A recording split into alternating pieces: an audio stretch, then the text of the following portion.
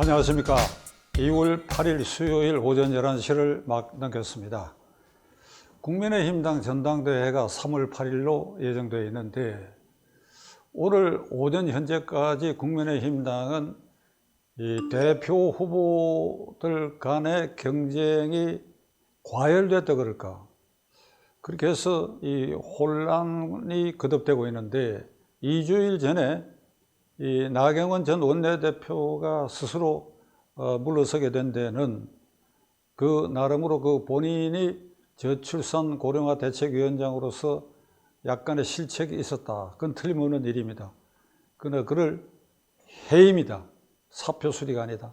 이렇게 하고 그래야 윤 대통령 측근들이 그를 몰아세워서 결국 그는 경선에서 스스로 물러서고 말았는데 이제 2주일 그 사이에 이번에는 안철수 후보를 눌러 세우기 위해서 이게 윤 대통령 측근과 대통령실이 아주 공개적으로 그를 압박하는 현상이 계속되고 있는데 오늘 아침 현재로 국민의힘당 이 대표 경선의 모습은 김기현, 안철수 두 유력 후보의 경쟁이라기보다도 이게 윤석열 대통령과 안철수 후보와의 대결, 윤안 대결로 변화됐다, 변질됐다 이렇게 볼 수밖에 없는 상황이 오늘 아침 현재까지 벌어지고 있는 상황이라고 저는 생각합니다.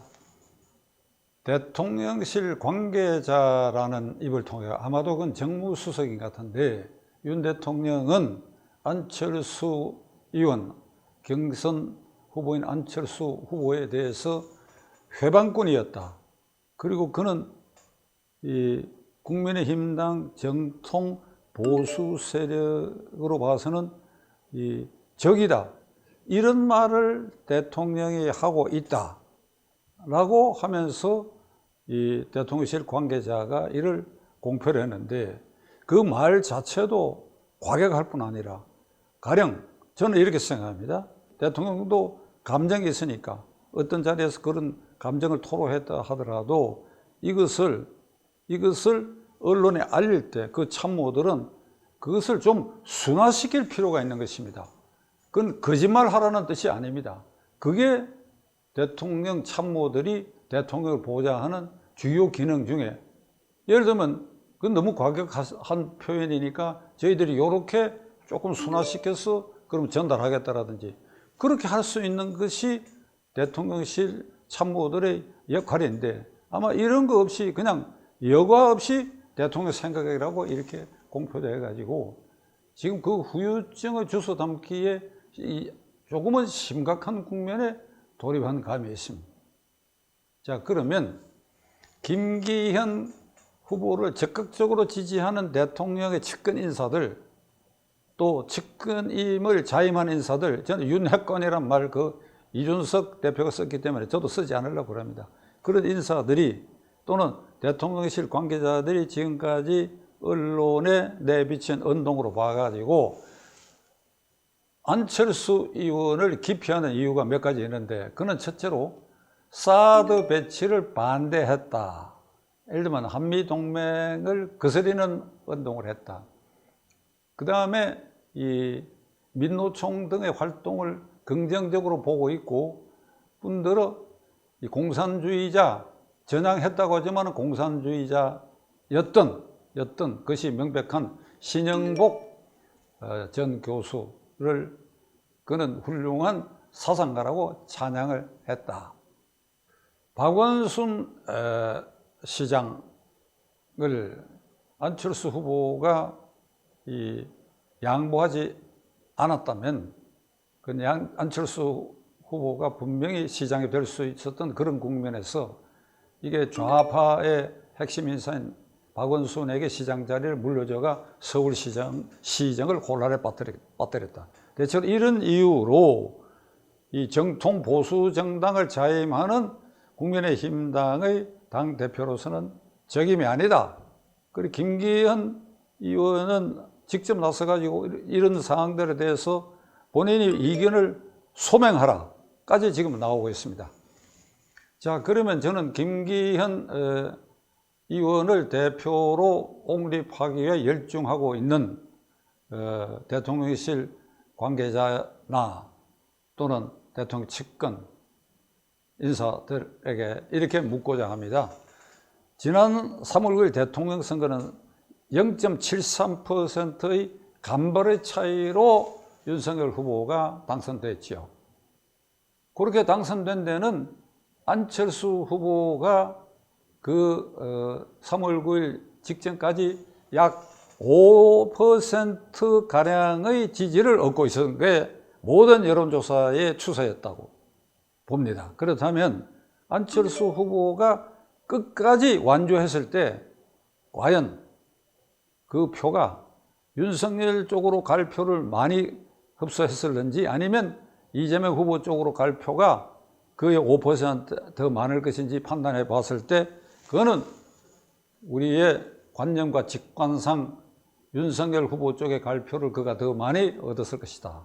그렇다면 0.73%는 저쪽으로 무너졌을 수도 있다.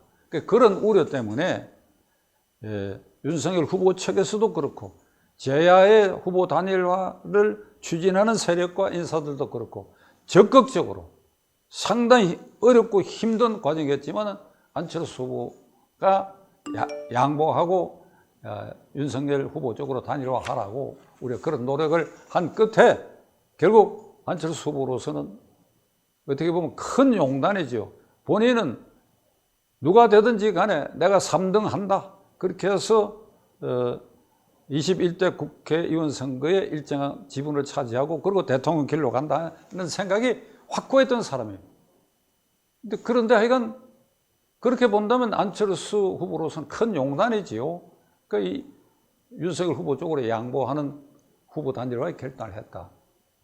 그러니까 이런 안철수 의원을 상대로 해가지고 윤석열 대통령의 당선에 진력했던 김기현 의원을 비롯해서 윤 대통령 측근 인사들, 측근을 자임하는 인사들이 이런 안철수 의원을 상대로 그를 몰아세우고 그는 대표 책임자가 아니니까 물러서라. 이렇게 공개적으로 그것도 할 수 있는 일인가? 여러분 한번 곰곰이 생각해 보세요. 그 시청자 여러분들과 저도 과연 이렇게 하는 것이 이렇게 해도 괜찮은 것인가? 정당이라고 하는 것은 이게 뜻을 같이 하는 이념이나 정책의 관점을 같이 하는 사람들끼리 모인 집단, 흔히 이렇게 얘기하지만은 정당이라고 하는 그 원래 뜻 안에 당이라고 하는 것은 무리의 당자인데 한자로 이렇게 씁니다. 이게 잘 비춰질지 모르겠습니다만은 이게 한자로 이 글자를 파자를 하게 되면 집당자, 집 안에 입이 있고 집 안에 입이 사람의 입을 말합니다. 그리고 그 밑에 거물 흑자가 들어가 있어요. 이 말을 요 액면대로 해석을 한다면 집 안에 울타리 안에 한 묶음의 무리들이 모여가지고 그 입으로 검은 것도 막 토해낸다 이런 뜻이에요. 검은 거 흰 것 없이 이런저런 소리를 막 토해낸다. 그 이견이 서로 다른 것도 충돌하고 토해낸다. 그런 게 정당이다 이런 뜻이에요. 그런 게 정당이다. 그러나 이제 이념과 정책 방향이 같으면 그 이제 이런 이 혼란이나 이견이 상당히 줄어들겠지만은 근본의 정당은 이런 것이다. 무리들이 모여가 이런저런 말을 토해내는 것이 원래 시끄러운 것이다.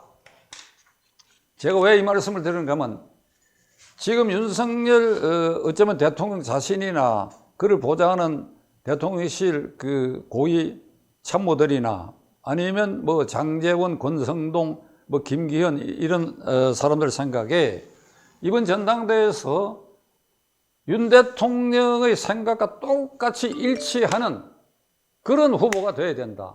이를테면 순혈주의지, 순혈. 아주 순수한 윤석열 피와 같은 사람이 뭘 대표로 뽑아야 된다.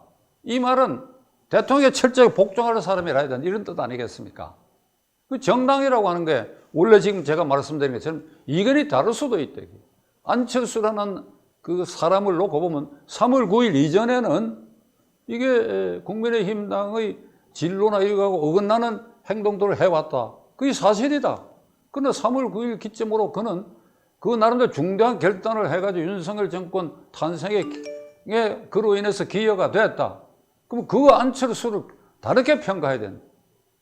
그러고 나서도 무슨 대통령직 인수위원회 위원장을 맡아가 하루를 사보타치했다든지 이런 것까지 자꾸 트집잡이로 해서는 안 된다. 자, 그러면 정당의 원래 뜻이 이런 뜻이고, 그리고 대통령은 국민의힘당의 1호 정당, 1호 당원이라고 한다면 누가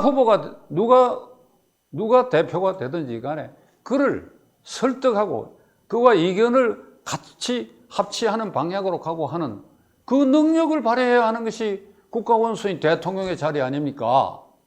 그렇게 자신이 없나요?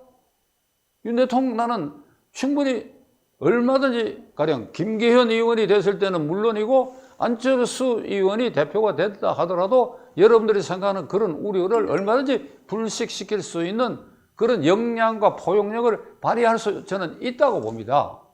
그리고 거기에 참모 여러분들이 조력을 하고 이렇게 해서 가능하면 자금을 줄이면서 국민의힘당의 진로가 같이 갈 수 있도록, 그게 정치입니다. 그게 정치.